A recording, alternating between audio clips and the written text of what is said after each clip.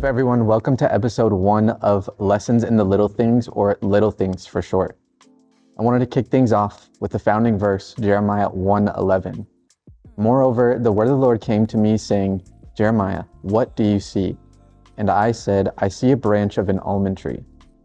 A few verses prior to this, God had been adamant that Jeremiah was more than qualified to carry out his mission as a prophet despite his young age.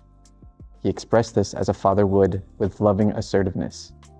Nonetheless, you can infer from Jeremiah's responses that he feels unworthy and anxious about what God is calling him to do.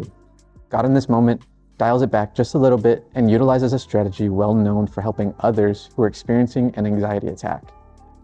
He shifts the conversation in a more obscure manner, momentarily moving away from the immediate pressure, and asks Jeremiah, what do you see? It's a simple but effective question. As if to say, forget about the pressures ahead of you, Jeremiah. Tell me just in this moment, what do you see? It's a strategic distraction. And Jeremiah responds by saying, I see the branch of an almond tree. If you've ever seen an almond tree, it's a unique and beautiful tree. And God uses this as a symbol and as a lesson to teach Jeremiah to see as God sees. And to remind Jeremiah, as God says in verse 12, that he's watching over him, and he's watching to be faithful to his word. While God shifts the tone and direction of the conversation to better tend to the needs of Jeremiah with patience and gentleness, he ultimately reaches the same goal of preparing and encouraging Jeremiah. What's significant about Jeremiah 1:11 particularly is that God certainly could have carried out with his hand of assertiveness.